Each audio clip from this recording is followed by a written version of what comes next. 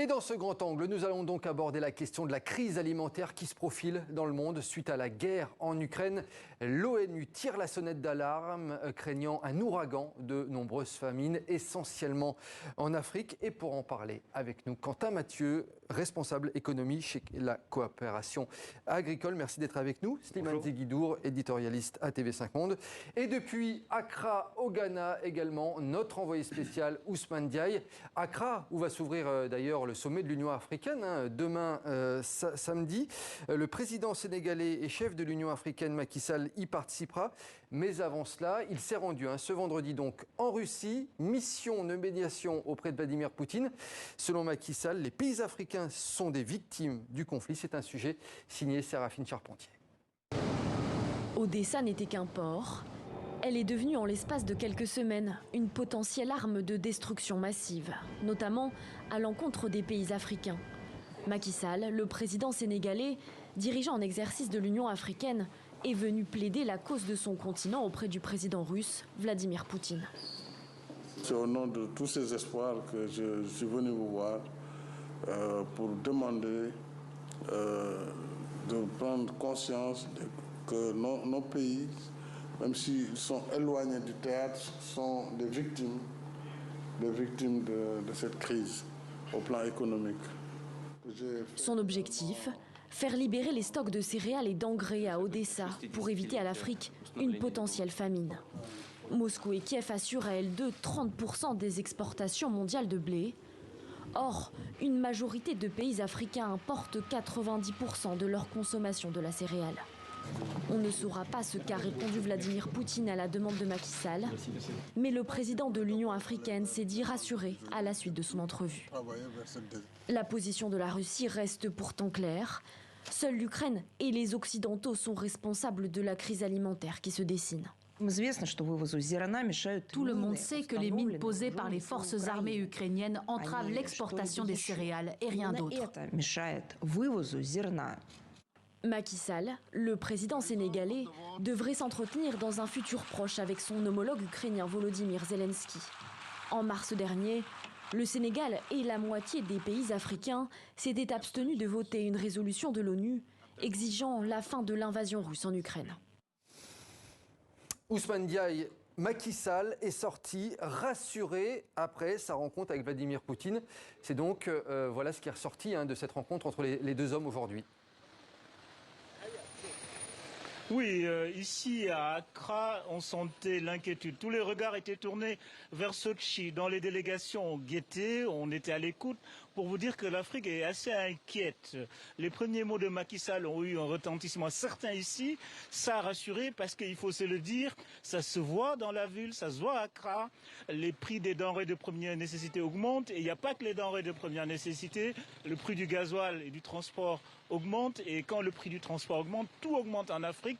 Donc les Africains ont ici l'impression qu'ils jouent un peu leur stabilité sociale avec cette rencontre. Parce qu'au fond, faut pas l'oublier, l'Afrique a déjà vécu 2 ans de crise Covid qui a quand même créé un certain nombre de remous dans un certain nombre de pays et que là, une guerre en Ukraine et l'augmentation des prix du blé et du gasoil serait quasiment fatale à beaucoup de régimes africains. Ousmane Diaye, on revient vous voir dans quelques instants. Restez avec nous. Quentin Mathieu, je me tourne vers vous. La Russie et l'Ukraine assuraient 30% des exportations mondiales de blé avant le conflit. Je le disais en préambule, l'ONU craint désormais un ouragan de famine, essentiellement donc dans les pays africains. Inquiétude réelle, selon vous? Oui, tout à fait légitime. Cela a été montré en reportage. Effectivement, l'Afrique est particulièrement exposée sur la volatilité des marchés internationaux. Et à l'heure actuelle, avec le conflit en Ukraine, vous avez des quantités considérables de céréales qui sont contenus dans des silos ukrainiens qui ne peuvent pas sortir des ports à cause du blocage sur la mer Noire.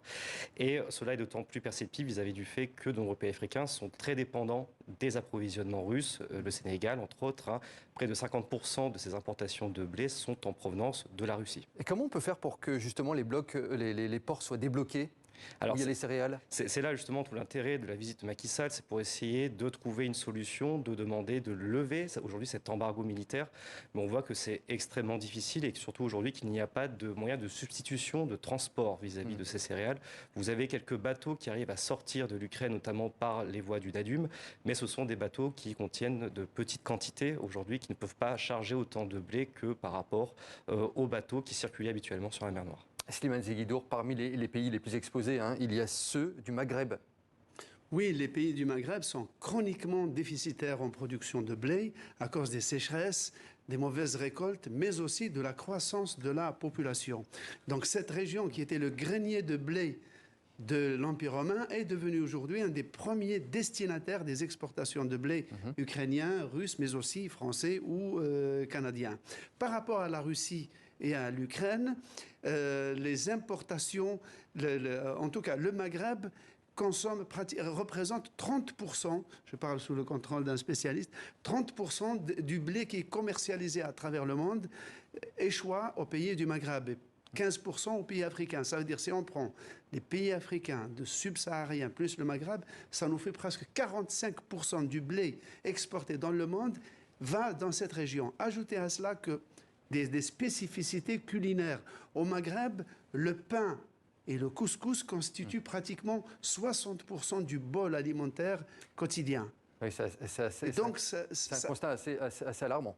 Assez alarmant. Et pour les États, c'est un défi explosif parce que ces pays-là subventionnent le blé, le vendent moins cher que le prix par rapport au prix auquel ils l'achètent, parce qu'une simple augmentation du prix du pain, qui n'a pas bougé depuis des années, risque de faire exploser le consensus de la société. On va retourner voir Ousmane Diaye à Accra, au Ghana. Ousmane, demain donc s'ouvre le sommet de la CEDEAO. Il y aura beaucoup de pays de l'Union africaine. Qu'est-ce qui peut se décider lors de ce sommet justement sur cette question de la pénurie du blé selon vous ? Enfin, le sommet est consacré d'abord à la crise du Sahel. Donc je pense que l'embargo au Mali devrait probablement, on va sans doute vers une levée de l'embargo, parce que la situation serait intenable au Mali et au Sahel. Quand vous additionnez les conséquences donc de la guerre en Ukraine plus l'embargo, la situation devient quasi intenable. Et il faut noter quand même un glissement au niveau des positions des États. Au tout début, l'embargo faisait quand même assez l'unanimité au sein des États de la CEDEAO, la communauté sous-régionale. Aujourd'hui, le vent a totalement tourné et je pense que l'aggravation de la crise ukrainienne a été un facteur décisif. Il faut aussi rajouter à la guerre et à la crise en Ukraine d'autres facteurs aggravants. Cette année, la pluviométrie a été très faible, très mauvaise au Sahel. Ensuite, l'insécurité et le désordre est aussi un facteur aggravant. Donc on risque quand même de se retrouver vers une situation catastrophique et aussi, il faut le dire, la plupart des pays connaissent les contre-coups, mais les contre-coups sont amoindris par une politique de subvention. Un pays comme le Sénégal, du président Macky Sall, les salaires ont été augmentés, le pain est subventionné, l'essence est subventionnée. Hier, le Niger a interdit l'exportation de gasoil. En fait, on sent qu'ici en Afrique, que les mesures de subventionnement arrivent au bout de leur logique et qu'il y a une forme d'urgence à la fois réagir. Et je pense que l'un des premiers actes demain devrait être la levée de l'embargo. Je pense qu'aussi au niveau économique et monétaire, il y a un sommet de l'Union économique des pays de l'Afrique de l'Ouest qui devrait sans doute annoncer aussi des décisions économiques. Quentin Mathieu, le déblocage des routes commerciales de la mer Noire doit rester la priorité, selon vous ? Oui, et je pense que même le gouvernement ukrainien aussi le souhaite pour pouvoir justement reprendre une activité commerciale. Mais le fait est qu'aujourd'hui, même si on arrivait à un accord, il y aurait des modalités opérationnelles qui seraient difficiles de lever. On a parlé notamment du minage des ports, mais qui n'est pas du fait ici de l'armée ukrainienne, contrairement à ce qui peut être annoncé par les médias russes. Le fait est que cela va prendre du temps pour pouvoir reconstituer des capacités logistiques efficaces, optimales, qu'il va falloir un certain temps pour réacheminer des bateaux et pour pouvoir derrière aussi re-remplir ces bateaux à destination des pays demandeurs. Si je comprends bien, Quentin Mathieu, c'est pas pour demain. Alors il va falloir que le planning, le calendrier avance petit à petit.